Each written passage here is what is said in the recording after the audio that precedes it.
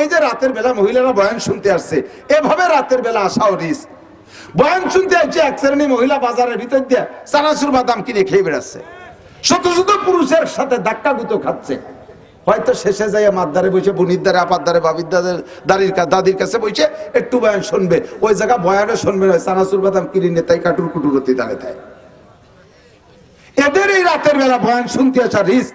যদি 100 বছর বয়ান শুনে যা ইনকাম করবে, একটা মেয়েলি দুর্ঘটনা ঘটলে তা সম্পূর্ণ শেষ হয়ে যাবে। কোন পুরুষে এ জায়গা আবার পীড়িত করতে যায়, যুবকরা যাইয়া চানাচুর বাদাম কিনে কিনে দিয়ে বসায় দিয়ে আসে, সুন্দর একটা চানাচুর খার লাইন করে এনেছে। কতক্ষণ না কেন এগুলো মহিলাদের রাতের বেলায় মাহফিল শুনতে আসার পক্ষ না আমি। হ্যাঁ, বাড়ির মধ্যে যে পুরুষের মাধ্যমে আশেপাশের কোনো বাড়ি যদি নির্জন ঘরের ভিতরে আত্মীয় স্বজনদের মধ্যে বসাই দিয়েছে, সেখানে বসে বয়ান শুনতে পারবে। কিন্তু এক জায়গাটা ফিল করে দেবে বয়ানের শেষে, এরপরে যাতায়াত করবে পুরুষের সাথে ধাক্কা গুতো। আগে একদিন এক মাহফিলের থেকে এরকম আমারে নিয়ে যাচ্ছে, সে কয় মহিলা আইছে, দূর দূর করে আইছে, আমারে যে নিয়ে যাচ্ছে তাদের গাড়ির উপরে এসে হুমড়িকে পড়ছে। সেই ঠেলায় আমিও গড়িয়ে গেছি। ও দোস্ত, আল্লাহ নবী সাল্লাল্লাহু আলাইহি সাল্লাম বলেছেন, আমাদেরকে শিক্ষা দিয়েছেন, বাশশিরু ওয়ালা তুনাফিরু, ইয়াসসিরু ওয়ালা তুআসসিরু। উম্মতকে সুসংবাদ দাও, ভয় দিয়ে ভাগায় দিও না। উম্মতকে সুসংবাদ দাও, ভয় দিয়ে ভাগায় দিও না। ওয়ালা তুনাফিরু, ইয়াসসিরু ওয়ালা তুআসসিরু। সহজে কিছু আমল শিখিয়ে দাও, যে সহজ আমলের দ্বারা তারা সহজে জান্নাতে যেতে পারে। একেবারে মুখতাসার সহজ আমল আমার দিক দেখান। ঈশার নামাজ জামাতের সাথে পড়বেন, আবার ফজরের নামাজ জামাতের সাথে পড়বেন। দুই ওয়াক্তের নামাজ কোন জামাতের সাথে পড়বেন। এক ওয়াক্ত জামাতে নামাজ পড়লে আপনার আমল নামায় 527 ওয়াক্ত নামাজের সওয়াব দেওয়া হয়। এই জামাতে নামাজ পড়বেন পুরুষরা, কিন্তু আমাদের দেশে এক শ্রেণী ভাইরা আসছে, উনরা মহিলাদেরকে জামাতে নামাজ পড়ানোর জন্য খুব আদাজল খেয়ে নামছে। এ আছে না নাই কথা বলেন? মহিলাদেরকে জামাতে নামাজ পড়ার জন্য সৌদি আরব কিছুদিন চাকরি বাকরি করে আইসা এরপরে বাড়ির ধারে মসজিদে একটা কয় মহিলাদের জন্য নামাজের রুম থাকতে হবে, মহিলারা জুমার নামাজ পড়বে। তারপরে মহিলারা জানাজার নামাজ পড়তে দেখছে সৌদি আরবে, মহিলাদেরকে ঈদের নামাজ পড়তে দেখছে। আমরাও দেখছি, তোমরা ও জায়গা যাইয়ে দেখছো, আমরাও যাইয়েও দেখছি, আমরা কোরআন হাদিসের মধ্যেও দেখছি। মহিলারা যত নির্জনে ইবাদত করবে, আল্লাহ তাআলা তাদের তত বেশি নেকি দান করবে। পুরুষরা যত ওপেন ফিল্ডে বড় জামাতে নামাজ পড়বে, আল্লাহ তাআলা পুরুষদেরকে তত বেশি নেকি দান করবে। আমরা ঘরে নামাজ পড়লে যদি নামাজ কবুল হয়, রাকাতুন ফি রাকাতিন, এক রাকাতে সওয়াব পাবো। আর যদি আমরা জামাতে নামাজ পড়ি, তাহলে শুধু জামাতের ওসিলায় 1 রাকাতে 27 রাকাতের সওয়াব। আরে বলবেন না, কি বলবেন? আর যদি জামে মসজিদই পড়েন, জামাতে মাঠে পড়লেও, খোলা মাঠে জামাতে পড়ছেন, একা পড়ার চেয়ে 27 গুণ বেশি সওয়াব। আর যদি জামে মসজিদে যে পড়েন, মসজিদের বদৌলতে আরো 500 গুণ। সুবহানাল্লাহ। তাহলে 1 রাকাতে 527 রাকাত, 2 রাকাতে 1054 রাকাত, 1054 রাকাত। এত বড় সহজ ইনকাম কেন আপনি ছাড়বেন? বাড়ি বসে নামাজ পড়েন। প্রায় 99% পাবলিক যারা আছেন, আমি যদি মস্করে ইন্টারভিউ নেই, তাহলে ফেল করবেন 99 ভাগ মানুষ।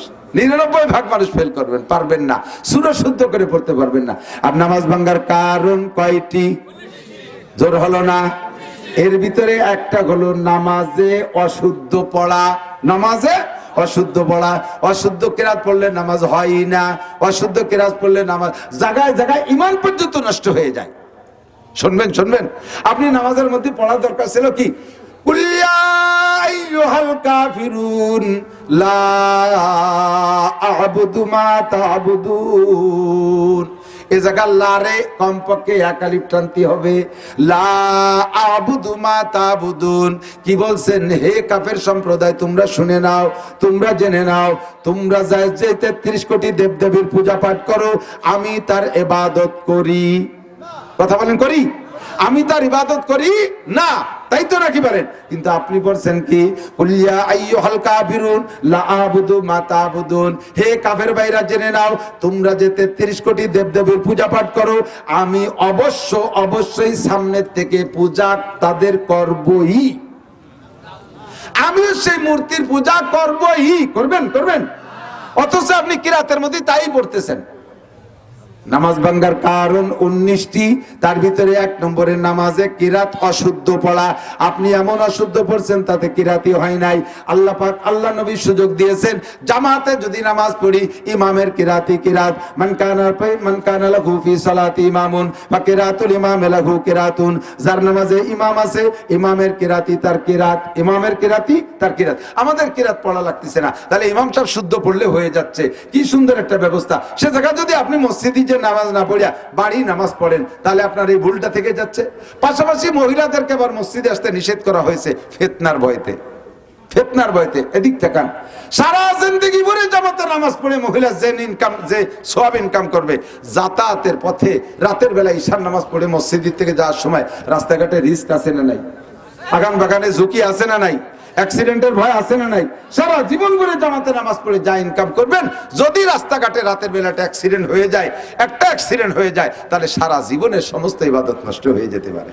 কাজেই তাদেরকে এই ইনকামের চাইতে ওই ইনকাম বেশি। নবী সহজে পরামর্শ দিয়ে দিয়েছেন। কুবা থেকে এক মহিলা গেছে হুজুরের কাছে, মসজিদে নববীতে জামাতে হুজুরের পিছনে নামাজও পড়ছে। নামাজের পরে ঘরের ভিতর দিয়ে উম্মাহাতুল মুমিনিনদের মাধ্যমে, হুজুরের স্ত্রীদের মাধ্যমে, সিদ্দিকা আয়েশার মাধ্যমে হুজুরের কাছে প্রস্তাব পাঠাইছে। একটা কথা, হুজুর আমি তো কুবা মহল্লা থেকে আসছি, আমার আপনার পিছনে নামাজ পড়তে এত ভালো লাগে তা বলার না হুজুর, আমি কি করতে পারি? হুজুর বললেন আল্লাহ তাআলা তোমার আগ্রহ চাহিদা আরো বাড়াই দিক। এই কথার দ্বারা বোঝা গেছে যে মহিলারে হুজুর কুবা থেকে মদিনায় নামাজ পড়তে যাওয়ার অনুমতি দিলেন। এরপরে হুজুর বলতেছেন তুমি কুবা থেকে মদিনায় আসবা কেন? হুজুর আপনার পিছনে নামাজ পড়লে শুনেছি 50,000 গুণ বেশি নাকি। হুজুর বললেন হ্যাঁ, কুবার মসজিদে নামাজ পড়ার চাইতে মসজিদে নববীতে পড়লে 50,000 গুণ বেশি নেকি, এটা সত্য কথা। তবে মহিলা তুমি তো এখানে আসবা নেকির লোভে, তুমি জেনে নাও তুমি এই কুবা মসজিদে নববীতে এসে নামাজ পড়লে যে নেকি হবে, মহিলা তোমার জন্য, পুরুষ না, মহিলা তোমার জন্য বা তোমাদের মতো মহিলাদের জন্য এই মসজিদে নববীর চাইতে কুবা মসজিদে পড়লে আরো বেশি নেকি। খেয়াল করেন নাই? তাহলে আগের কথায় যে ফজিলত বলছে সেই ফজিলতে বোঝা যায় যে মহিলারা হুজুর মসজিদে নববীতে ডাকতেছেন। কিন্তু এবার যা বললেন তাতে প্রমাণ হলো কি, মসজিদে নববী থেকে তার নিজ মহল্লা কুবার মসজিদে পাঠায় দিয়েছে, এ মসজিদে রাখে নাই। বেশি নেকির জন্য তো বলবে। এরপরে হুজুর বললেন কি, যে যদি তুমি মসজিদে কুবায় পড়ো তার চাইতে তোমার বাড়ির ভিতরে যে কোনো ঘরের মধ্যে পড়লে আরো বেশি নেকি। এবার কি মসজিদে আছে না বাড়ি পাঠায় দিয়েছে? এবার বললেন বাড়ির যে কোনো ঘরের পড়ার চাইতে তোমার নিজ বাসস্থান, বসবাসের যে ঘরটা, ওইটাই পড়লে আরো বেশি নাকি। এবার আরো ক্লোজ করে ফেলাইছে, তোমার বসবাস ঘরের যে কোনো জায়গায় পড়ার চাইতে একটা নির্জন খাস কক্ষের ভিতরে পড়লে আরো বেশি নাকি। তাহলে এবার এই আরোরে হিসেব করেন কোন জায়গা থেকে আসছে। মসজিদে নববীতে পড়ার চাইতে আরো নাকি কুবা মসজিদি, কুবা মসজিদের চাইতে আরো নাকি বাড়ির যে কোনো ঘরে, বাড়ির যে কোনো ঘরের চাইতে আরো নাকি নিজের ঘরে, নিজের ঘরের যে কোনো জায়গা পড়ার চাইতে আরো বেশি নাকি খাস কামরার ভিতরে পড়লে। তাহলে কোন জায়গাতে হিসাব করেন, মসজিদে নববীতে পড়ার চাইতে 5 গুণ বেশি সওয়াব হবে মহিলা তার খাস কামরার ভিতরে পড়লে।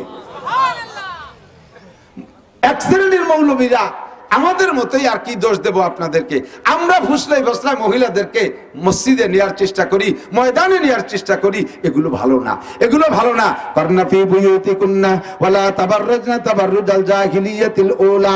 এই যে রাতের বেলা মহিলারা বয়ান শুনতে আসছে, এভাবে রাতের বেলা আসাও রিস্ক। বয়ান শুনতে আসছে এক শ্রেণী মহিলা বাজারের ভিতর দিয়ে চানাচুর বাদাম কিনে খেয়ে বেড়াচ্ছে, শত শত পুরুষের সাথে ধাক্কা গুতো খাচ্ছে। হয়তো শেষে যাইয়া মাদ্দারে বসে, বুনির দ্বারে, আপার দ্বারে, বাবির দাদির কাছে বসে একটু বয়ান শুনবে। ওই জায়গা বয়ানও শুনবে না, চানাচুর বাদাম কিনে তাই কাটুর কুটুরতি দাঁড়ে দেয়। এদের এই রাতের বেলা বয়ান শুনতে আসা রিস্ক। যদি 100 বছর বয়ান শুনে যা ইনকাম করবে, একটা মেয়েলি দুর্ঘটনা ঘটলে তা সম্পূর্ণ শেষ হয়ে যাবে। কোন পুরুষে এ জায়গা আবার পীড়িত করতে যায়, যুবকরা যাইয়া চানাচুর বাদাম কিনে দিয়ে বসাই দিয়ে আসে, সুন্দর একটা চানাচুর খাল লাইন করে এনেছে।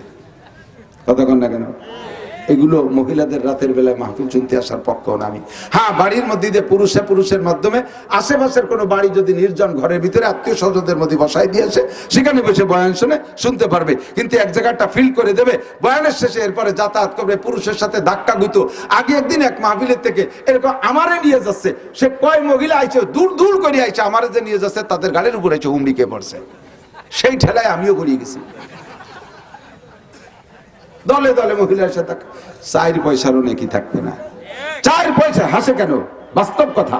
4 পয়সারও নেকি থাকবে, একটা নেকি আপনার থাকবে না, সব শেষ করে বাড়ি যাবে। কথা বল না কেন? যা কামাই করবেন তার চেয়ে যদি বেশি খরচ হয়ে যায় তাহলে কেমন হবে? আল্লাহ হেফাজত করুক, জোরে বলেন না আমিন। আল্লাহ অল্প ইবাদতে বেশি নেকি। তাহলে নামাজ পড়বো ঘরে না জামাতে? জোরে বলেন, ঘরে না জামাতে? 1 ওয়াক্ত নামাজ যদি জামাতে পড়েন তাহলে 527 ওয়াক্ত নামাজের সওয়াব, 527 ওয়াক্ত। তবে মহিলারা যদি ঘরে পড়ে, পুরুষরা মসজিদে যে নামাজ পড়লে যে নেকি, মহিলারা ঘরে পড়লে তার চেয়ে বেশি নেকি। পাশাপাশি মহিলাদের আরেকটা ইনকাম সোর্স আছে। বাড়ির পুরুষ যারা ওযু বানাবে, নামাজ পড়বে, তাদেরকে যদি নামাজের ব্যাপারে একটু সহযোগিতা করে, উৎসাহিত করে। পুরুষরা কাজের ব্যস্ততা আছে, মহিলারা সহজ, এখন কাজ বাদ দেন, আগে নামাজ পড়ে আসেন। শেষ রাত্রি শীতকাল, গরম পানি ঠান্ডা পানির ভয়তে নামাজ পড়তে চায় না এক শ্রেণীর মানুষ আছে। মহিলা শেষ রাত্রি উঠে একটু গরম পানি করে যদি ওযু বানায়, বানানোর সহযোগিতা করে, ওই বাড়ির 5 জন পুরুষ গরম পানি দিয়ে ওযু বানায় নামাজ পড়ে যে নেকি পাবে, মহিলা পানি গরম করে দেওয়ার কারণে অতিরিক্ত ওই পরিমাণ নেকি বেশি পেয়ে যাবে। অল্প সময়ের ভিতরে বেশি কামাইয়ের একটা ব্যবস্থা আল্লাহ পাক সহজ ব্যবস্থা করে দিয়েছে। আপনি যদি ইবাদত করার ইচ্ছা করি, তাহলে আল্লাহ পাক চতুর্দিক দিয়ে সহযোগিতা করেন। আমার দিক তাকান, ঈশার নামাজের পরে, ঈশার ফরজ আর সুন্নতের পরে 2 রাকাত নামাজ পড়বেন তাহাজ্জুদের নিয়তে। কয় রাকাত? 2 রাকাত নামাজ পড়বেন তাহাজ্জুদের নিয়তে। ঈশার ফরজ আর সুন্নতের পরে, বেতেরের আগে তাহাজ্জুদের নিয়তে 2 রাকাত নামাজ পড়বেন। অনেক আছে এটার নাম হালকি নফল, বসে পড়তে হয় না। বসে যে নামাজই বসে পড়বেন। ফরজ নামাজ তো সুস্থ অবস্থায় বসে পড়লে হবেই না। ফরজ নামাজ দাঁড়ায় পড়া ফরজ সুস্থ মানুষের জন্য, ফরজ নামাজ বসে পড়লে নামাজ হবেই না। মহিলা দিন ভরে সংসারের হাজারো কাজ করে বেড়াচ্ছে, নামাজের সময় আসলে বসে পড়ে। বহুত মহিলাদের স্বভাব, মহিলারা বসে নামাজ পড়ার গুরু। কিন্তু সুন্নত নামাজ, নফল নামাজ বসে পড়লে হবে, তবে অর্ধেক নাকি। আর ফরজ নামাজ সুস্থ অবস্থায় বসে পড়লে হবেই না। ফরজ নামাজ দাঁড়ায় পড়া ফরজ, ফরজ নামাজ দাঁড়ায় পড়া ফরজ। আল্লাহ তো আপনি ঈশার ফরজ আর সুন্নতের পরে 2 রাকাত নামাজ যদি আপনি পড়েন তাহাজ্জুদের নিয়তে, এরপরে বেতের পরে শুয়ে থাকবেন, এইভাবে আপনি জীবন ভরে যদি তাহাজ্জুদ পড়েন, আপনাকে আল্লাহ তাআলা এই তাহাজ্জুদকে তাহাজ্জুদ হিসেবে গ্রহণ করবেন। কিয়ামতের ময়দানে তাহাজ্জুদ পড়নেওয়ালাকে আল্লাহ তাআলা আরশে আজিমের নিচে ছায়া দিয়ে দেবেন। একটা সহজ ইনকামের ব্যবস্থা। আমল করা যাবে না ইনশাআল্লাহ? একটু চেষ্টা করা যাবে না ইনশাআল্লাহ? চেষ্টা করবেন। ফজরের নামাজের পরে 2 রাকাত নামাজ ইশরাক, 2 রাকাত নামাজ ইশরাকের পড়বেন।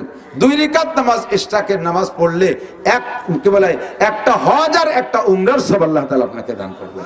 ছোট্ট ছোট্ট আমলের মধ্যে বিশাল বিশাল নেকি কামাই করা যায়, ছোট ছোট আমলের ভিতরে। আর সর্বক্ষণ সৎ কথা বলো, সত্য কথা বলার চেষ্টা করব, সত্য হালাল খাওয়ার চেষ্টা করব, আর যথাসাধ্য আমরা মাদ্রাসার পাশে থাকার চেষ্টা করব। এই কথাগুলো আমলে আনার জন্য ইনশাআল্লাহ আমরা একটু দাওয়াত ও তাবলীগের মেহনতে সময় লাগাবো। রাজি আছি না ইনশাআল্লাহ? তাবলীগে যে সময় লাগাইলে এই কথাগুলো আমলে আনতে সহজ হয়। আল্লাহ তাআলা আমাদের সবাইকে তৌফিক দান করে, বলেন আমিন।